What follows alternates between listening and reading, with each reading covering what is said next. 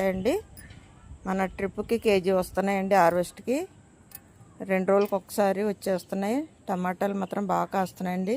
Cherry టమాటా అలాగే మన దేశవాళీ టమాటా చూసారు కదండి. టమాటా హార్వెస్ట్ పళ్ళు చెర్రీలోనే 2 ఉన్నాయండి. ఇది ఒక ఈ చెర్రీలో 2 రకాలండి.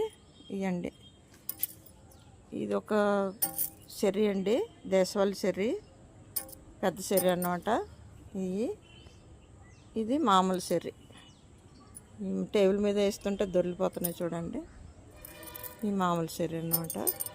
2 రకాలు చెర్రీలో. అలాగే పెద్ద టమాటా